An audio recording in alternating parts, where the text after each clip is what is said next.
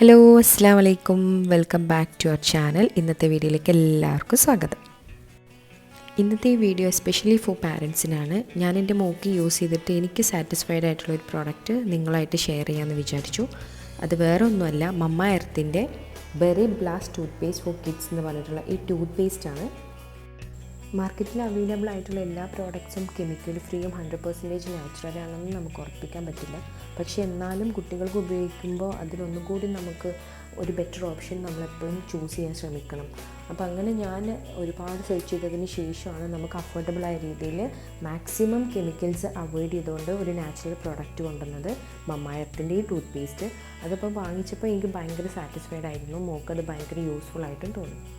ഞാൻ എന്ത് കാര്യം വാങ്ങുമ്പോഴും ഒരുവിധം ഞാനത് ഗൂഗിളിൽ നോക്കും, അല്ലെങ്കിൽ എനിക്ക് പരിചയമുള്ള ആരെങ്കിലും അത് ഉപയോഗിച്ചിട്ടുണ്ടോ എന്നുള്ളത് അന്വേഷിക്കും. എന്നിട്ടൊക്കെ ഞാൻ ആ പ്രോഡക്റ്റ്സ് വാങ്ങാറുള്ളത്.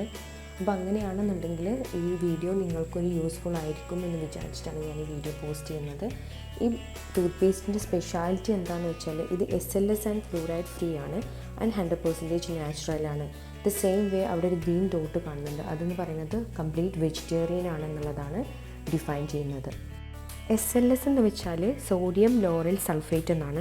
അത് ഈ ക്ലീനിങ് പ്രോഡക്ട്സിലും സ്കിൻ പ്രോഡക്ട്സിലൊക്കെയാണ് യൂസ് ചെയ്യുന്നത്, ഈ സോപ്പ് അതുപോലെ ഫേസ് വാഷ് പോലുള്ളതിലൊക്കെ. കാരണം അത് ഭയങ്കര പത വരാൻ അല്ലെങ്കിൽ ഫോമിങ് ഏജൻ്റായിട്ടാണ് ഈ SLS ഉപയോഗിക്കുന്നത്. അപ്പോൾ നമ്മൾ നോർമലി യൂസ് ചെയ്യുന്ന ഇപ്പോൾ പേസ്റ്റിലായാലൊക്കെ അത് ബ്രഷ് ചെയ്ത് കഴിഞ്ഞാൽ നല്ലൊരു പത വരും, വായ ക്ലീൻ ആവാനാണ് നമ്മൾ ഉദ്ദേശിക്കുന്നത്. പക്ഷേ ഈ പേസ്റ്റ് ഉപയോഗിക്കുമ്പോൾ അങ്ങനെ ഭയങ്കര പതയോ കാര്യമൊന്നും ഉണ്ടാവില്ല. ഇപ്പോൾ നമ്മൾ ഡോവിൻ്റെ സോപ്പ് ഉപയോഗിക്കുമ്പോൾ അത്ര ഒരു വലിയ പതയൊന്നും ഉണ്ടാവില്ലല്ലോ.